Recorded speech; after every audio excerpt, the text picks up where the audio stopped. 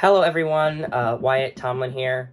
I just first want to straight off get to the point that I didn't ask for this, any of this that's happening, this, enormous mammoth of unprecedented, inflicted, intentionally and purposely issues that we're facing in this country and the conflicts that we see abroad and our reputation being diminished and damaged, especially by our allies and people that we've relied on through trading with our partnerships and helping to combat war and violence and chaos across the world perpetrated by our adversaries. But first, I want to get into this newly released Fox News poll, actually, which is, the repository of lies to try and fit Donald Trump's narrative to do everything that they can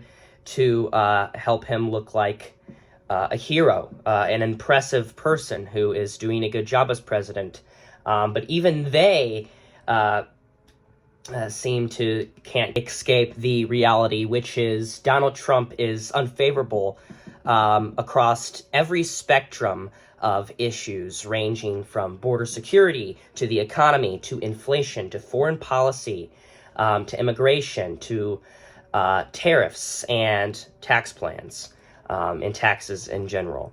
So they cannot escape the fact that Donald Trump is grossly unpopular because people are feeling the effects of his policies that impact their lives directly to help people like Donald Trump, which, by the way, who is, it's ongoing right now, another scandal of, can you believe it, with Donald Trump? No, that's, man, this is just, it's so stunning to see that cryptocurrency, where he's made his own crypto meme coin, where he is inflating the price and getting people to invest in it, and that the money, the shareholding, is going directly to his pocket, which this is illegal. I don't know how people can ignore the fact that a president should not be accepting any money from anywhere, any foreign entity or anywhere domestically. A president should not be getting salaries other than the presidential salary, of course, from personal favors or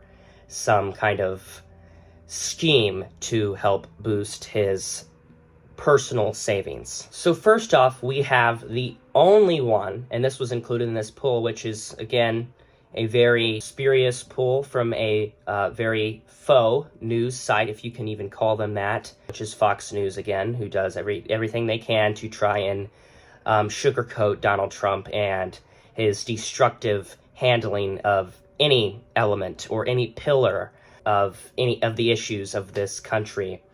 But the first one is border security, which allegedly he has a 15% approval on this, which is like I said, the only one the only category that he sees a net favorability rating for his stance or handling of this. So people somehow approve of his, stance on border security, but don't approve on his stance on immigration. I don't really see the contrast with that there, but apparently there is with Fox News. They had that, which is a little absurd, and I don't know if it's very legitimate. But we go to the next one, which is the economy. We see a 56% disapproval rating for Donald Trump on the economy, with 38%, which is absolutely outlandishly obscene to see that's that high on his handling of the economy.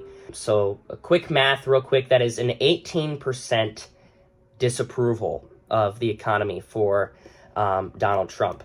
And many of that is because of his self-inflicted, harmful, deleterious policies that he has implemented. So the economy has gotten worse significantly and very conspicuously. People can feel it when they go to the grocery stores now. And this time, believe it or not, and this relates to the tariffs and the inflation and everything combined when it comes to the budget and people's back pockets, this time it's not because of a war or a pandemic, which is super uncanny. It's super new.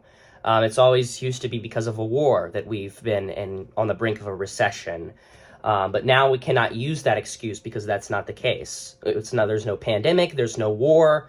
This should be a very optimistic time, and a time for robust potential in the economy. But we have somebody as inept and incompetent as Donald Trump running the country, so we don't get that because the country voted against a very overly qualified leader who has many degrees, especially in political science, and actually has a degree in economics. But we rejected that and thought it would be more acceptable to put somebody in charge of the country who went bankrupt 6 times, his businesses, because he doesn't know how to run a business. But if you go to the economy, we see a first quarter GDP growth decline, which is contracted by 0.3% in the first quarter of 2025 alone, which is not the first quarter anymore, marking the first negative growth since 2022.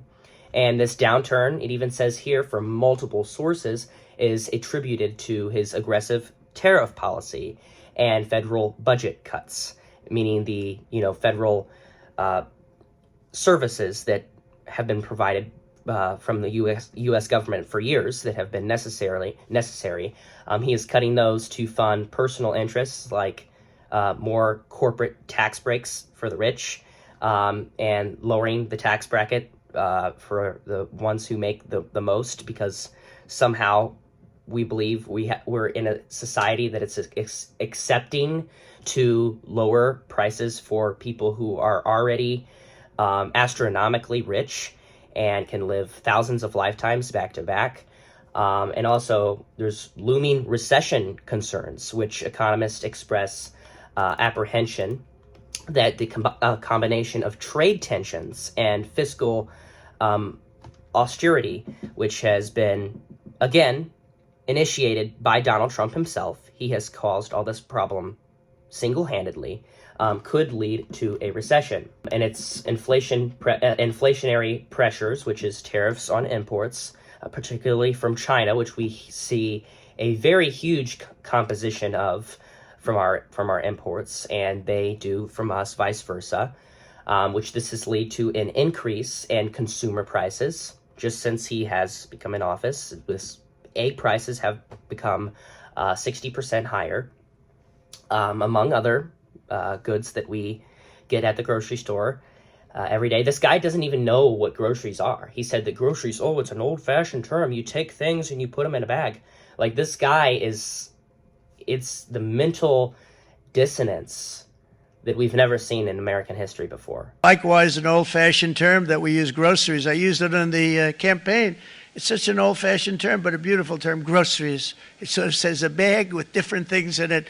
Groceries went through the roof, and I campaigned on that. I talked about the word groceries for a lot, and energy costs now are down, groceries are down, gasoline is way under $3, and people are beginning to be able to buy things and live again. Ever. And it's not only his age, because we had a president the last time who was way more competent and incoherent than the one that we currently have. He just had a stutter. He overcame a stutter, and he would stop and think of what he had to say instead of just letting everything out like this current administration does. So there's a clear difference there, because I think it's better to stop and wait and think and buffer a little bit to comprehend what you're about to say before you just let everything out, including moans, literal moans. You didn't see Biden moaning in the middle of, I think this was a graduation ceremony. They have this young woman, and her parents are right where you are in the front row, and they're so proud of her, and it's like 209 pounds, and she's going to lift that. The record stood for 18 years, and they put 1/8 of an ounce here and 1/8 of an ounce here, little tiny little bit. And she's going to do it. Mom, I love you. I'm going to do it for you, Mom. And she goes, and she lifts, and she gets it. And, Mom, I'm going to do it, Mom. Can't do it. And then a guy comes along, or a gal, or whatever. A transitioned person comes along. And he was a failed weightlifter as a man, but he comes along, 206 pounds. They put the little thing on, and he goes, boom, boom. Where he moaned in front of, teenagers graduating high school when somehow he was invited to that. But that's such a stain on their legacy, and something that's supposed to be a special, unique moment. But I couldn't help but cringe to the max at that clip that I saw the other day. But next up, we have foreign policy, where he is, sucking up to dictators and abandoning our allies. He also posted, distorted images and artificially generated videos of him occupying Gaza and turning it into a Trump fantasy land. And this is not a joke either. This is so authentic and so true. So his foreign policy is a net negative favorability rating of 14%, 54% disapprove, while 40% approve. And then we move on to immigration, where he sees a 1% negative rating on there. 48% disapprove and 47% approve of his immigration policies, which there's some that are outstanding and they are a mix between both, or they are undecided on where they stand on this policy. That's why it's not 50 and 50. But if we look at that right here, we can see that he is deporting people with no due process. We have a person in El Salvador currently in a highly secured prison in El Salvador, who is a legal citizen here, who Trump accuses him of being a member of the MS-13 gang, which is outright false. That has been proven to be a lie. And it was a digitally modified image of him, of Mr. Garcia, who was deported, having MS-13 on his knuckles, which was a fake, digitally created image that Donald Trump likes to hide behind as an excuse. And he was even pressed on this by a very shrewd and impressive, intelligent anchor who pressed him on the topic, but gave up, who caved eventually because he didn't feel like arguing with him for a unneeded amount of time. So he just digressed from the topic and moved on to something else. But as I can see here, as of May 2025, this administration has deported approximately 37,000 individuals in his first month of his second term. And this figure includes both removals and returns. And reports among those indicate that those detained, approximately 9,000 were migrants with legal status. There are children being separated and deported to other countries without their parents there. Legal individuals who are being exerted out of this country. I've never seen anything like this. I've never seen anything as malicious and spiteful ever.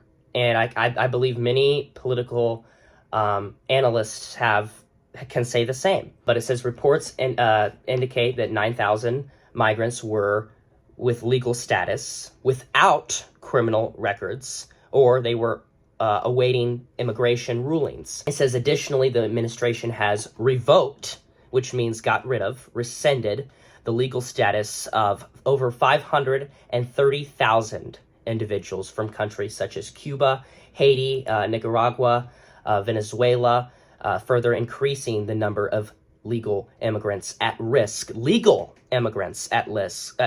for deportation. And it's so funny because this is hurting farmers as well, because many of the agricultural laborers, people who actually do the work, there's labor shortages now because of Donald Trump's immigration implementations, because a lot of these people who are legal immigrants who are being taken out and put into literally asylums and being deported and exiled from the country are the ones that have done the farming procedures, who have actually grown crops. But it says the administration's push for mass deportations threatens to remove a significant portion of the agricultural workforce.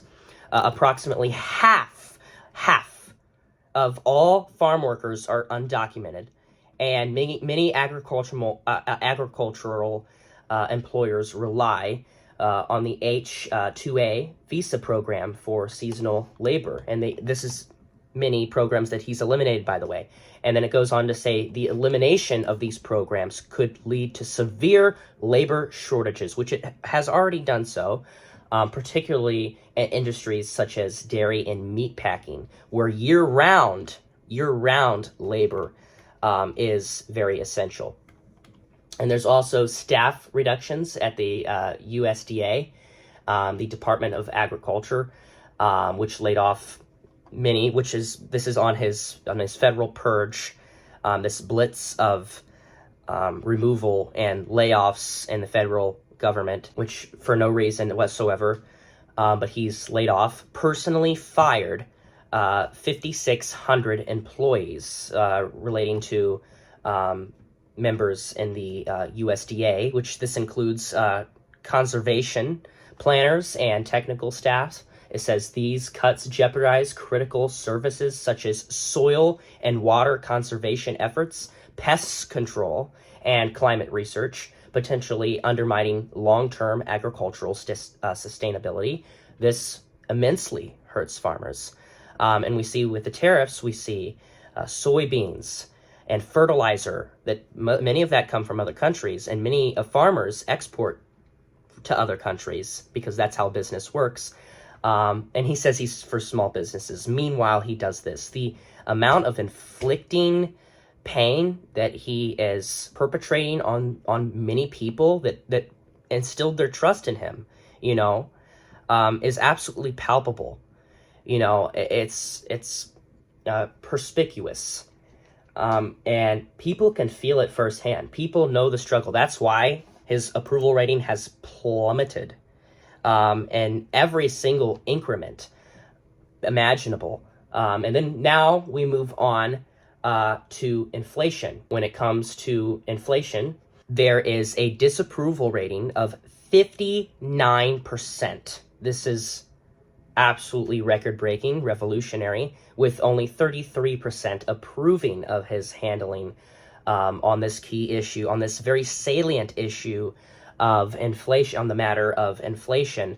So let me see here. This is a 26 negative approval rating on the topic of inflation. And that's probably because his policies are objectively inflationary.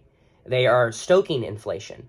They are going out of their way to do anything to hurt people, to hurt farmers, to hurt people in the federal workforce, to hurt healthcare workers, slashing their funding, to hurt people who rely on food assistance programs, to people who rely on Medicaid. And our Social Security is even jeopardized. This is on the table for cutting that. It's such a disgrace. And especially since the Congress, the layers of approval that gets pushed through are all backing Donald Trump. They are afraid to stand up to him because we have the Republicans control all three branches of the executive government, which I think that's about to change. I think Democrats are very much in a favorable position, and it's very impending to see them take back the House. Maybe not the Senate. I think that's very unlikely as of now because it's kind of a gridlock based on the states, and states with populations higher than the others tend to vote Democratic. So there may be less states that are Democratic, but there's more people who are Democratic within those states. So I don't think we're going to be taking back the Senate anytime soon, unfortunately. But I think the House is currently, it's leaning in our favor right now. Next up is, of course, tariffs. So this is kind of a little counterpart of Donald Trump's economic policy. But this is Donald Trump's new tariffs are actually pegged as being worse than his other ones due to their potential exacerbate of inflation, disruption of supply chains, and hindering of economic growth. So there's been an increase in consumer prices and inflation, like I've been over already. This is the imposition of a 10% tariffs on all goods and 60% tariffs on Chinese goods, which have been expected to raise consumer prices. This was from a while ago, and they already have. And then the estimations suggested that these tariffs could approximately add $1,250 to the annual cost of the cost of living for the average American household. And this particularly disproportionately skews and affects essential items such as electronics, clothing, groceries, and they're likely to become more expensive, which is going to be more burdensome for lower class individuals. This has led to many job layoffs, which analysis suggests that the tariffs could lead to, over a course of time, a loss of almost 700,000 jobs, particularly in retail and manufacturing sectors, because they're going to have to lay off workers because they are not getting enough free market. They are not getting enough market sustainability, which they have from other countries going back and forth, from outsourcing and insourcing of products to sell to consumers. The tariffs are disrupting established supply chains, especially in industries reliant on imports from China, Mexico, and Canada. And then, for instance, the automotive sector faces increased production costs, potentially adding up to $3,000 to the price of some vehicles, which is, I can't even believe that, because that's insane, because I'm struggling to buy a car as is, and then cars are going to further surge in costs. Similarly, grocery prices are going to rise because of tariffs on fresh produce imports from Canada and other countries that we rely on. So to get to these new tariffs, which again, he has a unfavorable rating on. I forgot to say his rating on this. 58% disapprove on his tariffs and only 33% approve of his tariffs, which is very reasonable. And according to a excerpt on here, it says many Americans might not have felt the major effects from Donald Trump's sweeping tariffs until now. And many of that is due to because there has been lately a major shipping loophole, which just expired at 1 minute past midnight on Friday, which was yesterday. This was known as the de minimis exemption, this is what it's known by, which allowed shipments of goods worth worth $800 or less to come into the United States duty-free, often more or less, skipping time-consuming inspections and paperwork. So this has kind of been a leak or a breach in between, where costs were not as expensive as they have been thought of because of the loophole.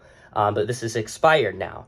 And let me just say, nobody is buying goods from China that are over $800. Let's be real for a second. So practically every one of them, but this has expired now. But practically all of them have been less than $800. And many of these are from internet services like Temu or Amazon or eBay. But the loophole helped reshape the countless American shop, allowing ultra-low costs on Chinese e-commerce sites like Shine, Temu, and AliExpress to pour everything from yarn to patio furniture, clothing to photography equipment, and more into U.S. homes.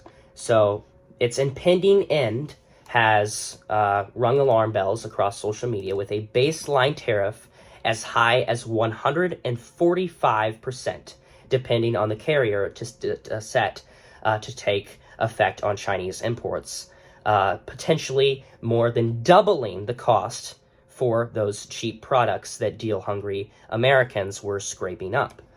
At the end of the de minimis exemption for Chinese goods will also distill abstract, complicated, messy, hard-to-follow trade policy into something much easier to understand, which is a receipt on the American consumer. Major carriers like UPS, FedEx, which, by the way, have received major defunding by this administration, DHL, and the United States Postal Service say they're prepared for the changes, which is why they've adapted to these changes already, raised the threshold on prices before they have came in, so that way they can give everybody a head start on what is yet to come, instead of being at the last minute when they are finally implemented and affect them in their business. The government says it too is set. A U.S. Customs and Border Protection spokesman told CNN that we are prepared and equipped to carry out enhanced packaging screenings, blah, blah, blah, blah. But Donald Trump even admitted that this is going to severely hurt consumers. He already said that maybe the children will have to buy only 2 dolls instead of 30 dolls, and those 2 dolls may be a little more expensive than usual. That's like 94% a loss of our dolls, according to Donald Trump himself. And this is one of the most bigoted and bluff, pretentious assholes there ever is. So if he's actually admitting that this is going to hurt Americans and their day-to-day life, and their consumption and their budget and their back pocket, then it must be awfully, damningly serious. Moving on to, finally, the last category here, which is also a huge, substantial outrage to Donald Trump in, which is taxes. 53% disapprove of Donald Trump's on his rating on taxes, while 38% approve. And this is for a number of reasons. First off, I just want to get this out here. Dodge is the most illegitimate, and it's the biggest farce there ever was. This is such an anomaly. And it's so deceptive and spurious too. But Dodge, despite the efforts to promises to reduce spending through the Department of Government Efficiency, which is led by Elon Musk. Could we believe it, that this is the fuck up by Elon Musk, the most irresponsible man in the world? Can we actually believe that? Oh my God, that's unbelievable. But the actual savings have been limited. It says Dodge initially aimed to cut up to $2 trillion, but later downgraded it to a target of $160 billion.